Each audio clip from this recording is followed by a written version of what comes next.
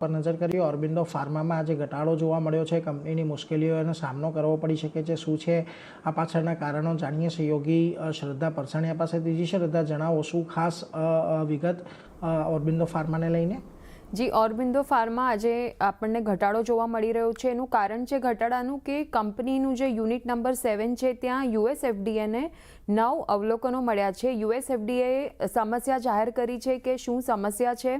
US FDA તરફથી 28 જાન્યુઆરીથી લઈને 10 ફેબ્રુઆરીની વચ્ચે તપાસ હાથ ધરવામાં આવી હતી। હવે શું સમસ્યા છે US FDAએ જાહેર કરી છે એના પર નજર કરીએ તો એમણે એમ કહ્યું છે કે ઉપકરણો અને વાસણો રેગ્યુલર સાફ કરવામાં આવ્યા ન હતા। કમ્પ્યુટર્સ અને બીજી સંબંધિત જે સિસ્ટમ્સ છે ત્યાં કોઈ નિયંત્રણ નહોતું, એટલે કે કંટ્રોલ સિસ્ટમ નહોતી બરાબર। માસ્ટર રેકોર્ડ્સમાં મેન્યુફેક્ચરિંગ અને કંટ્રોલ ઇન્સ્ટ્રક્શનનો અભાવ જોવા મળ્યો। ફરિયાદી રેકોર્ડ્સ જે છે ત્યાં ઇન્વેસ્ટિગેશન્સના પરિણામો એટલે કે ફાઇન્ડિંગ્સ શું મળ્યા એ નહોતા, અને ફોલોઅપ પણ જે લેવામાં આવે છે એ પણ નહોતું।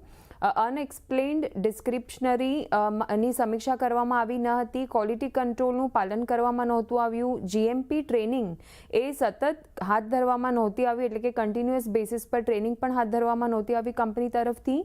લેબ રેકોર્ડ્સમાં ડેફિશિયન્સી જોવા મળી, તેમજ લેબ મેકેનિઝમ પણ ફોલો કરવામાં નહોતા આવ્યા। તો આ બધી જ જે સમસ્યા છે તે US FDAને તેમની તપાસમાં જોવામાં આવી છે। એના લીધે સ્ટોક અત્યારે નેગેટિવ રિએક્ટ કરી રહ્યો છે, લગભગ 2 થી 2.5% આસપાસ।